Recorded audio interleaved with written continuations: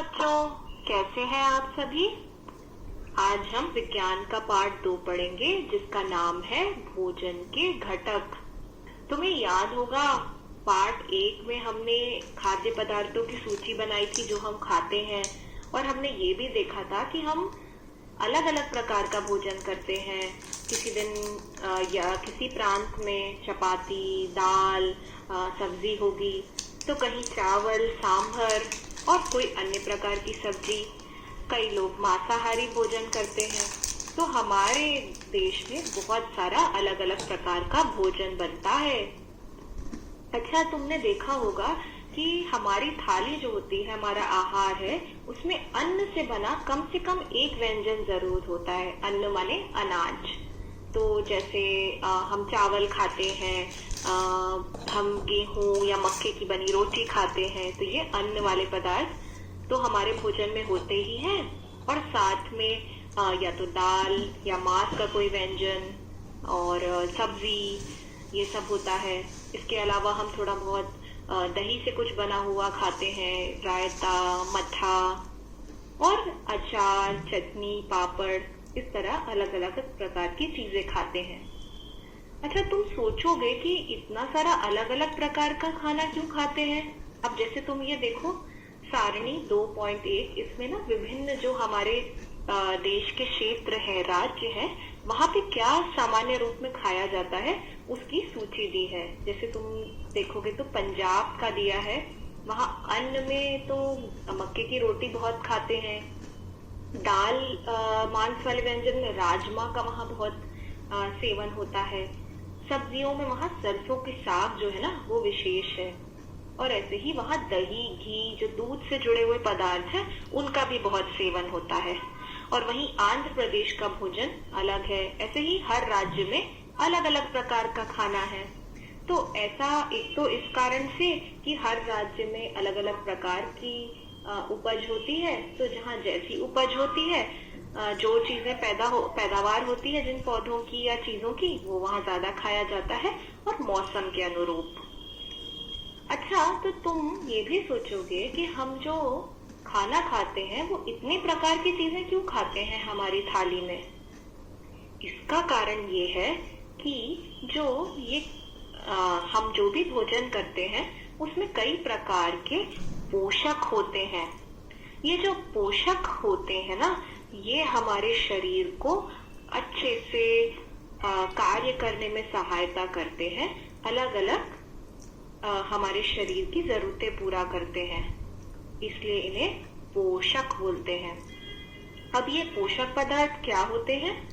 तो 3 प्रमुख पोषक पदार्थ हैं जिनका नाम है कार्बोहाइड्रेट, प्रोटीन और वसा। इसके अलावा विटामिन और खनिज लवण। अब हम इनके बारे में एक एक करके जानेंगे। अच्छा, अगर हमें पता लगाना हो कि हमें किस भोजन में कौन सा पोषक तत्व मिलता है, तो उसके लिए हम एक अपनी प्रयोगशाला में परीक्षण भी कर सकते हैं। अभी हमारे पास प्रयोगशाला के सामान उपलब्ध नहीं है, पर जब हम स्कूल में जाके प्रयोगशाला में जाके परीक्षण करके ये भी जानकारी साइंटिस्ट, वैज्ञानिक जो है, ये पता लगाते हैं कि इस भोजन में क्या अधिक मात्रा में उपलब्ध है। जैसे उदाहरण के तौर पे देखो, यहाँ पे चित्र दिया है। मंड जो कार्बोहाइड्रेट होता है, अगर उसका परीक्षण करना है तो आयोडीन की कुछ मात्रा, कुछ बूंदे उस पदार्थ में डालो, और अगर नीला या काला रंग हो जाए तो मान लो कि इस खाने की चीज में मंड उपलब्ध है। अब आप ये सारणी 2.2 पे आ जाओ। यहाँ पे दिया हुआ है कि हर खाद्य पदार्थ में कौन कौन से पोषक तत्व हैं। आलू में कार्बोहाइड्रेट की मात्रा अधिक होती है, तो आलू कार्बोहाइड्रेट का एक मुख्य स्रोत है।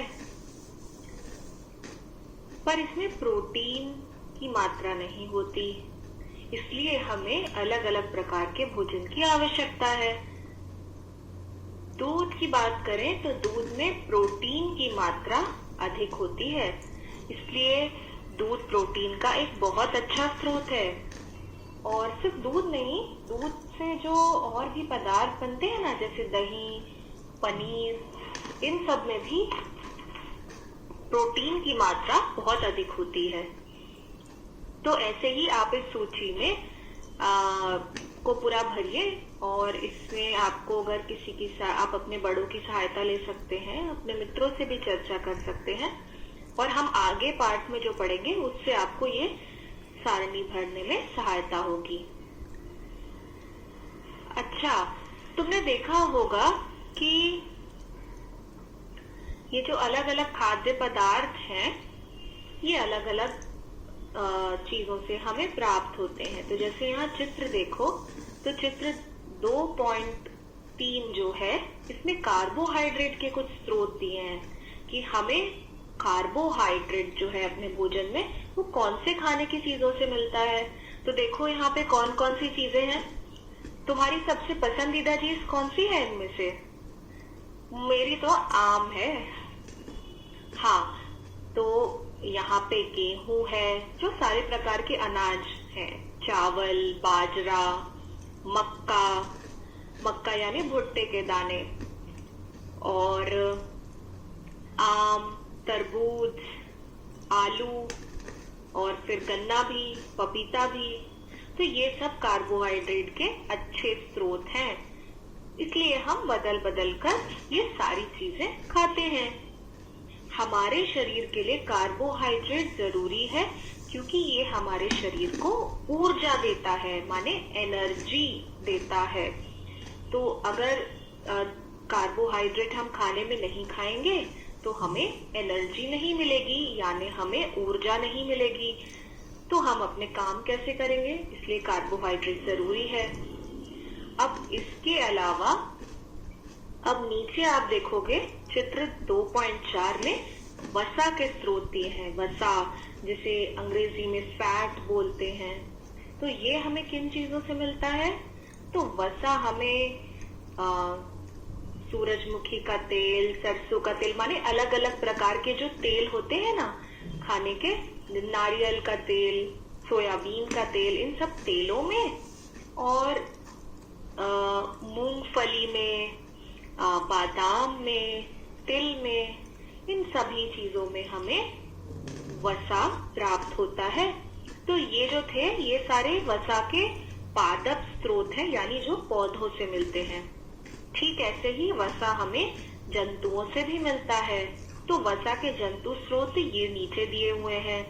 मक्खन, दूध, क्रीम, घी, फिर अंडे और मांस, मछली, इन सब से भी हमें वसा की प्राप्ति होती है।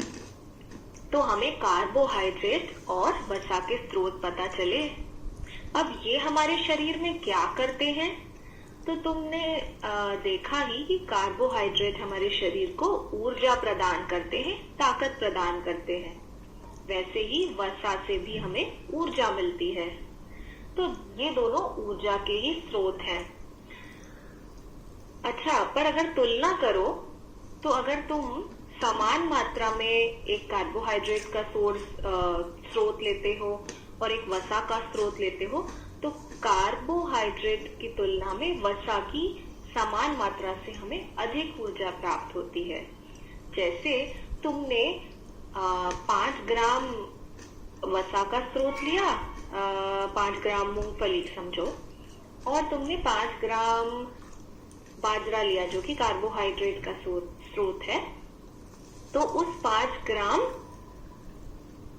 मूंगफली से तुम्हें ज्यादा ऊर्जा प्राप्त होगी उसी समान मात्रा के कार्बोहाइड्रेट के स्रोत से। तो वसा हमें ज्यादा ऊर्जा देता है। अच्छा, पर इसका ये मतलब नहीं है कि हम बहुत सारा वसा युक्त भोजन करें, क्योंकि अधिक मात्रा भी नुकसानदायक है। अब आगे और कुछ पोषक तत्वों के स्रोत जानते हैं। तो हमने एक और पोषक तत्व की बात की थी, प्रोटीन। प्रोटीन क्यों चाहिए तुम पूछोगे? तो प्रोटीन ना हमें हमारे शरीर की वृद्धि और अच्छे स्वास्थ्य के लिए जरूरी है। तो जब तुम छोटे हो तो तुम्हें मम्मी दूध पीने को बोलती होंगी, क्योंकि दूध पीने से प्रोटीन मिलता है जिससे शरीर बढ़ता है। तो हमारे खासकर इस उम्र में जब हमारा शरीर बढ़ रहा है, हम बड़े हो रहे हैं, हमें प्रोटीन की आवश्यकता है। प्रोटीन युक्त भोजन को शरीर वर्धक भोजन भी बोलते हैं। तो आओ अब प्रोटीन के कुछ स्रोत जाने। तो प्रोटीन भी हमें पौधों से भी मिलता है और जंतुओं से भी मिलता है। तो पौधों में हमें चना, मूंग, तुअर, ये जो दालें होती है अलग अलग प्रकार की, और फिर खड़े अनाज जैसे राजमा, सोयाबीन, मटर, इन सब प्रकार की दालों और चनों से हमें प्रोटीन मिलता है। इसके अलावा कुछ जंतुओं के भी स्रोत हैं। तो दूध और दूध से जुड़े हुए पदार्थ जैसे पनीर, दही, इन सब में प्रोटीन होता है। फिर अंडों में भी प्रोटीन होता है। इसके अलावा मांस, मछली, ये सब भी प्रोटीन के अच्छे स्रोत हैं। तो हमने देखा अब तक 3 पोषक तत्वों के बारे में, कार्बोहाइड्रेट, वसा और प्रोटीन। इन तीनों की हमें पर्याप्त मात्रा रोज भोजन में आवश्यक है। अच्छा, अब इन तीनों पोषक तत्वों के अलावा कुछ और पोषक तत्व हैं जिनकी भी हमारे शरीर को जरूरत होती है थोड़ी थोड़ी मात्रा में। इनको हम विटामिन बोलते हैं। क्या बोलते हैं? विटामिन। विटामिन ना क्या हो, तुमने शायद सुना होगा कि कभी किसी से सुना होगा कि उसे विटामिन की कमी हो गई है। और विटामिन की कमी होने से क्या होता है कि विटामिन जो होते हैं ना, हमारी आंखों की, हमारे बालों की, हमारे दांत, मसूड़े, हमारी हड्डियां, इन सबको स्वस्थ रखने में मदद करते हैं। अगर इनमें से जो अलग अलग प्रकार के विटामिन होते हैं उनमें से किसी की कमी हो जाए तो हमारे उन अंगों में दिक्कत आने लगती है। अच्छा, अब जो ये विटामिन होते हैं ये ना कई प्रकार के होते हैं। इनको भी अलग अलग नामों से जाना जाता है। विटामिन मुख्यतः तुम्हें फल और सब्जियों से मिलते हैं, इसलिए तुम्हारी माँ तुम्हें सब्जियां खाने को बोलती है, और फल भी। अब जो विटामिन होते हैं ये कई प्रकार के हैं। इनमें से प्रमुख विटामिन हैं vitamin A, vitamin B, vitamin C और विटामिन डी। ये जो है ये प्रमुख 4 विटामिन हैं। अब विटामिन ए क्या है, आओ जाने। विटामिन ए हमें पपीता, गाजर, दूध, मछली के तेल, आम, इन सब स्रोतों से सबसे अधिक प्राप्त होता है। विटामिन ए हमारे लिए इसलिए जरूरी है क्योंकि वो हमारी आंखों और हमारी त्वचा को स्वस्थ रखता है। अगर कोई विटामिन ए अच्छे से ना खाए और उसकी कमी हो जाए तो हमारी आंखों पर बुरा असर पड़ता है। कई लोगों को विटामिन ए की कमी से रतौंधी नाक की बीमारी हो जाती है, जिससे उन्हें अंधेरा होने के बाद कुछ भी दिखाई नहीं देता है ना। इसलिए हमें विटामिन ए का सेवन करना है। इसके बाद आते हैं विटामिन बी पर। तो आप चित्र 2.7 में देख रहे होंगे विटामिन बी के कौन से स्रोत हैं। तो ये हमें अनाजों जैसे गेहूं, चावल और मांसाहारी स्रोतों में यकृत से प्राप्त होता है। विटामिन बी भी हमारे शरीर के लिए बहुत आवश्यक है, और अगर हम उसकी अच्छी मात्रा ना लें तो हमारे शरीर में समस्याएं आती हैं। इसके बाद हम आते हैं अगले विटामिन पे, जो है विटामिन सी। विटामिन सी अक्सर खट्टी चीजों से मिलता है। तो जो भी चीज का तुम देखोगे खट्टा स्वाद होता है, उनमें विटामिन सी होता है। जैसे खट्टी चीजें क्या है, संतरा, आंवला, नींबू, टमाटर, और फिर बिही या अमरूद, मिर्च में भी विटामिन सी होता है। तो हमें इनकी भी कुछ मात्रा रोज अपने भोजन में विटामिन सी की लेनी चाहिए। तो इसलिए हम घर पे कई बार नींबू और आंवले का अचार भी बनाया जाता है।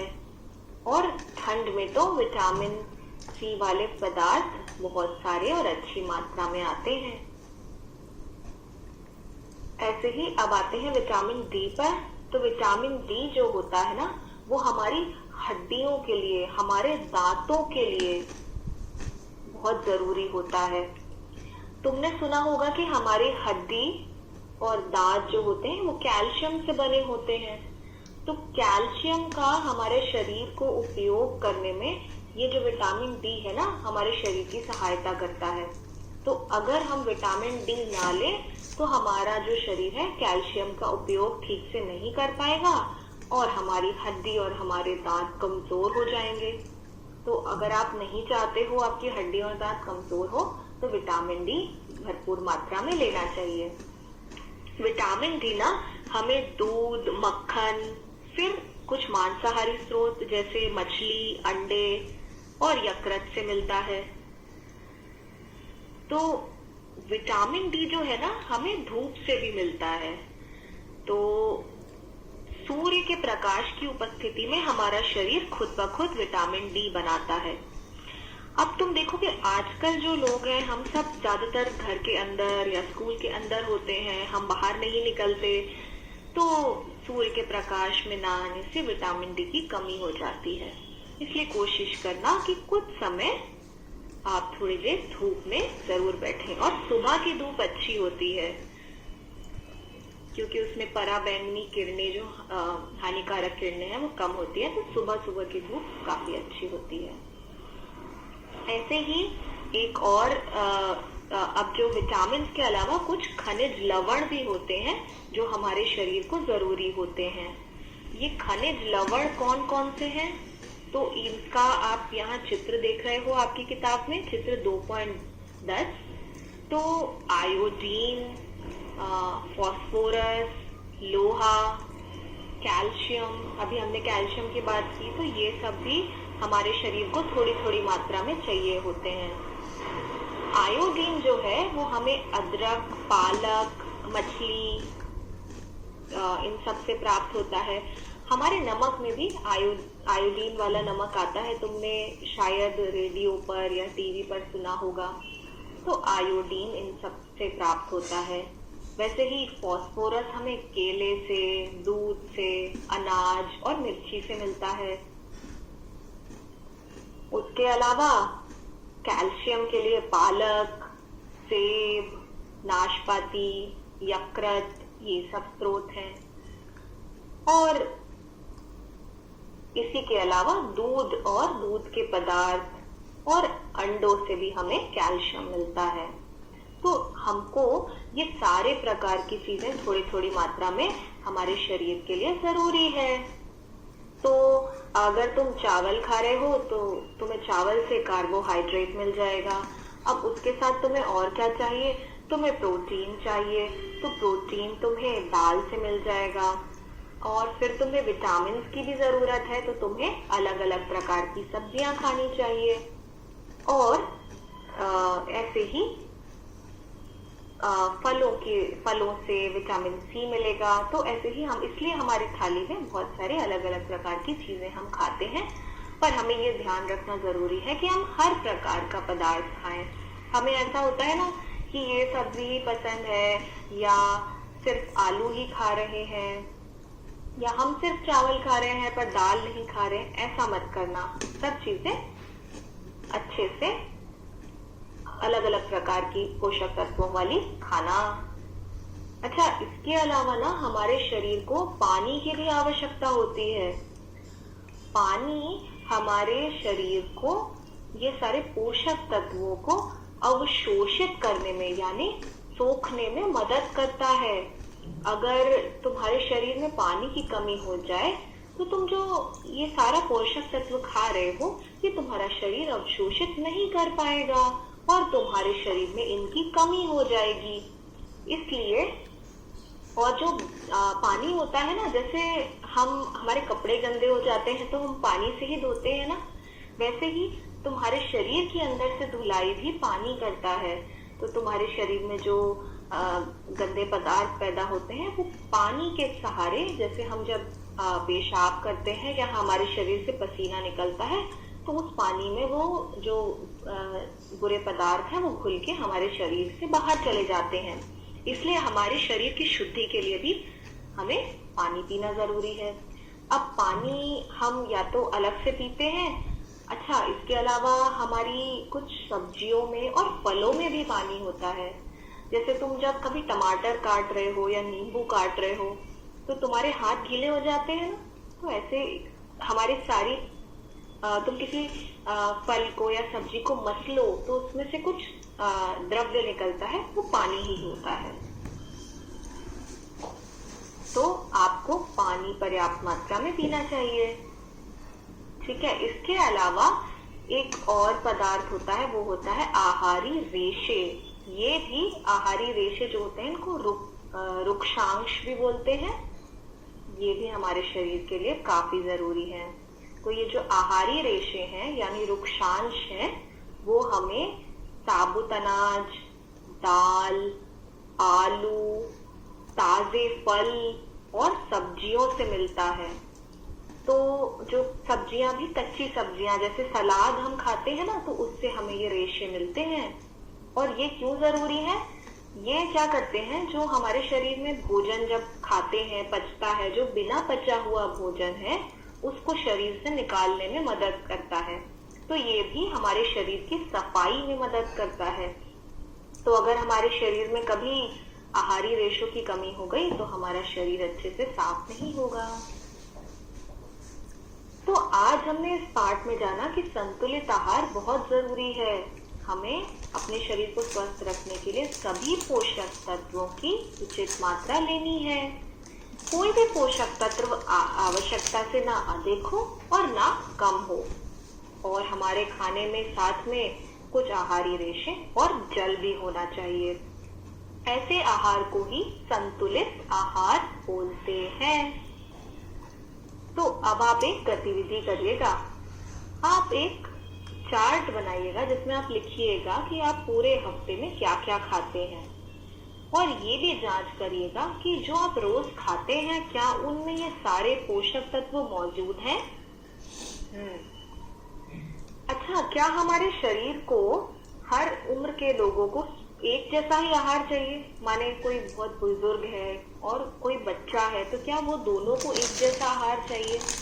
क्या आपकी दादी, नानी या दादा, नाना वैसा ही खाना लेते हैं जैसा आप खाते हैं? तो हर उम्र के साथ हमारे शरीर की जरूरतें भी अलग अलग होती हैं। इसलिए, और आपकी जो उम्र है, इस उम्र में तो सारे पोषक तत्वों की आवश्यकता है। इसलिए आपको अच्छे से भोजन करना चाहिए। अलग अलग प्रकार की चीजें सब खानी चाहिए। अच्छा, ये तो हुई अलग अलग प्रकार की सब्जियां, फल खाने की बात। एक और जरूरी बात है कि हमें खाने को पकाना भी अच्छे से चाहिए, नहीं तो खाने के पोषक तत्व पकाने के समय भी नष्ट हो सकते हैं। अगर आप कई दालों को, चावल को अगर आप बार भर दोगे ना, तो हम धोते तो हैं बनाने के पहले, अगर उसको बहुत ज्यादा धो देंगे तो उसमें सारे जो विटामिन हैं और खनिज लवण हैं वो उसमें बह के निकल सकते हैं।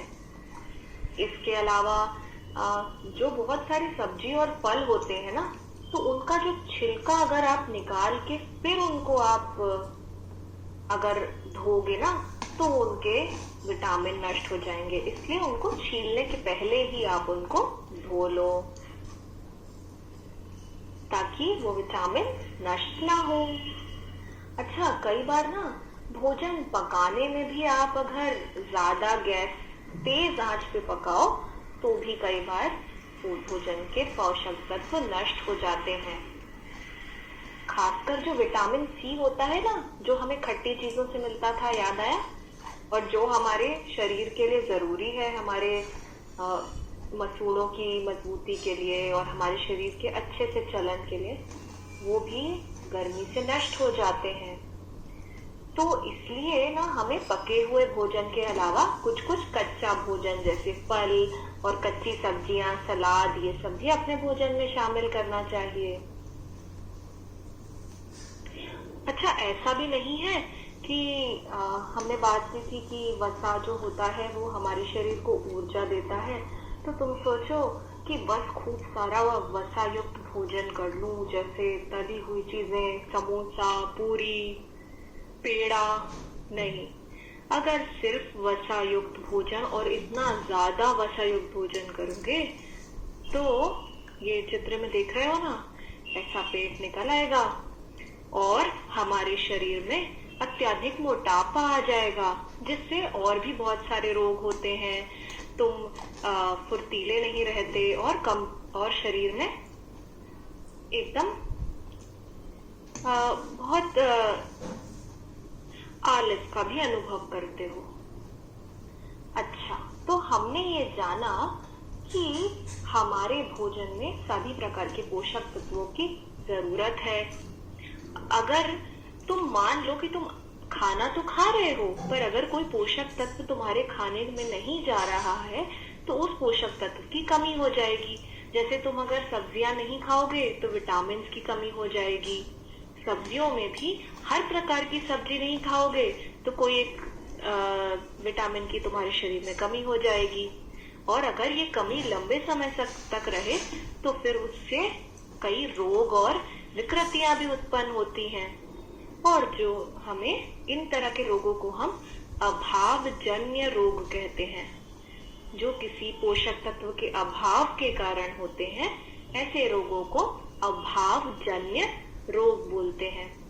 जैसे मान लो कि अगर तुम्हारे भोजन में प्रोटीन की मात्रा पर्याप्त ना हो तो कैसे रोग हो जाते हैं। हमारे ना जो वृद्धि है, हमारे शरीर की वृद्धि वो रुक जाती है। जैसे तुम्हारी ऊंचाई बढ़ना कम हो जाएगी, तुम्हारे शरीर के अंदर से विकास रुक जाएगा, और चेहरे पे सूजन, बालों का रंग फीका पड़ जाना और त्वचा संबंधी बीमारियां जो होती हैं, ये सब प्रोटीन की कमी के कारण होती है। मान लो कि प्रोटीन के साथ साथ कार्बोहाइड्रेट की भी कमी हो जाए तो ऐसा व्यक्ति इतना दुबला पतला हो जाएगा कि वो चलने में भी असमर्थ होगा। इसी प्रकार हम जानते हैं कि अलग अलग विटामिन की कमी के कारण शरीर में कौन से रोग होते हैं। तो आप अपनी पुस्तक की सारणी 2.3 देखो तो इसमें पूरी सूची दी हुई है कि विटामिन ए जैसे है दिया है सबसे पहले, उसकी कमी से दृष्टिहीनता हो जाती है, हमारी आंखें कमजोर हो जाती हैं, रात में दिखाई देना कम हो जाता है, कभी कभी तो रात में बिल्कुल भी दिखाई नहीं देता, उसे रतौंधी नाम की बीमारी कहते हैं। ऐसे ही विटामिन B1 की कमी से बेरी बेरी हो जाता है। इस रोग में तुम्हारी पेशियां जो है दुर्बल हो जाती हैं और काम करने में भी ऊर्जा की कमी महसूस होती है। ऐसे ही विटामिन सी की कमी से स्कर्वी नाम का रोग होता है, जिससे मसूड़ों से खून निकलना, और अगर कभी कोई चोट लगी तो वो घाव भरने में अधिक समय लगता है। तो तुम देखो तो हमारे शरीर में हर प्रकार के विटामिन और ये अलग अलग प्रकार के जो कुछ खनिज लवण है, जैसे ये देखो कैल्शियम का दिया है कि अगर कैल्शियम ना हो तो हमारी हड्डियां और दांतों का क्षय होता है, माने हमारी हड्डियां कमजोर हो जाएंगी, दांत कमजोर हो जाएंगे, तो ये सब दिक्कतें होंगी। इसलिए बच्चों, भोजन भरपूर मात्रा में, जरूरी मात्रा में और हर प्रकार के पोषक तत्वों से भरा हुआ करना चाहिए। आपको अपने घर के बड़ों की बात माननी चाहिए, और कुछ दिनों में तो हर चीज का स्वाद अपने आप अच्छा लगने लगेगा। ठीक है, तो आज हमने जो प्रमुख शब्द देखे इस पाठ में, आओ उनको एक बार दोहरा लेते हैं। संतुलित आहार, ऐसा आहार जिसमें हर प्रकार के पोषक तत्व मौजूद हो। बेरी बेरी, तो बेरी बेरी एक रोग है जो विटामिन B1 की कमी से होता है। इससे हमारी पेशियां दुर्बल हो जाती हैं और काम करने की ऊर्जा में कमी।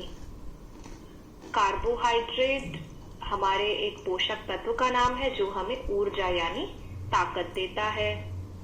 वैसे ही वसा भी हमें ऊर्जा देता है, और वसा तेल युक्त चीजों में प्राप्त होता है। खनिज माने अनाज, पोषक यानी जो हमारे शरीर को अच्छे से कार्य करने में सहायता करे, वो पोषक। प्रोटीन, तो हमने प्रोटीन के बारे में भी जाना ना कि जो हमारे शरीर की वृद्धि करते हैं, ऐसे जो पदार्थ है वो प्रोटीन है। ऐसे ही हमने रुक्षांश के बारे में भी पढ़ा था, याद है तुम्हें? रुक्षांश जो होता है उसको आहारी रेशा भी बोलते हैं। ये भी हमारे शरीर से सफाई, पेट की सफाई करने के लिए जरूरी है। स्कर्वी, स्कर्वी एक रोग जो विटामिन सी की कमी से होता है। मंड, मंड माने कार्बोहाइड्रेट का ही एक रूप है जो चावल में, आलू में बहुत मात्रा में पाया जाता है। फिर विटामिन, तो विटामिन ऐसे पदार्थ जो कम मात्रा में लगते हैं हमारे शरीर को, पर हमारे शरीर की रोगों से रक्षा करने में सहायता करते हैं। तो आशा है आपको ये पाठ पढ़ने में मजा आया होगा और अब आप अपने भोजन का भी अच्छे से ध्यान रखेंगे। तो आप आज ये सूची जरूर बनाना कि आप जो रोज भोजन करते हैं उस भोजन में कौन कौन से पोषक तत्व हैं। इसमें आप अपनी पुस्तक की सहायता ले सकते हैं और अपने घर के बड़ों की भी सहायता ले सकते हैं। तो अगली बार मिलेंगे दूसरे पाठ के साथ। नमस्ते।